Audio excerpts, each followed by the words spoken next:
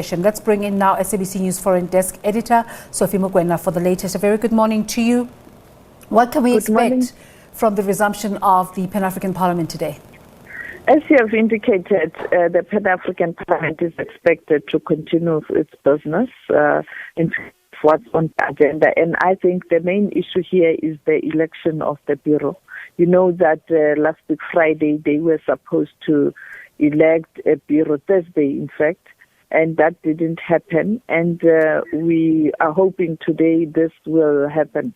But you know that with President Ramaphosa last night announcing measures to fight the COVID-19 and South Africa now being at level 2.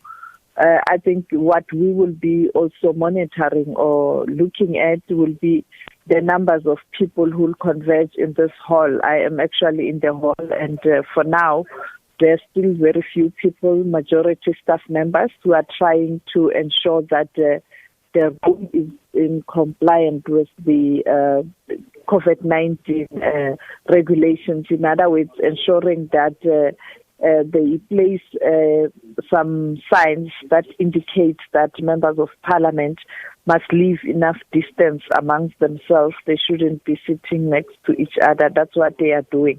But quite a number of MPs of the institution have already arrived. Others are arriving. And at the gate, there is strong measures to try and check those who are coming in, checking their temperature, but also taking details.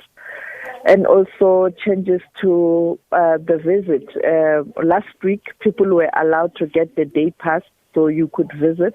But this time around, no one is allowed to get a day pass. I think this is in line with the attempt to ensure that the whole sitting is compliant with the COVID-19 regulations. We hear PCR test results will not be a prerequisite for members of parliament to access the Pan-African Parliament precinct. What has been put in place for safety? Well, checking of temperatures when you arrive at the gate. Secondly, taking down details, people being handed sanitizers. And I think it's your usual basic precautionary measures that are taken by at workplace or at institutions or at the gathering. So your basic requirements of taking temperature, but also taking the details of people who will be here. Should there be any problem, they can easily do the tracing process and advise on isolation or quarantine. So I think it's just your basic processes wherever you have many people, precautionary measures that have been taken in that regard. So there's nothing really new or something very heavy-handedness in terms of controlling or implementing or ensuring compliance, but your basic rules and regulations in terms of the compliance.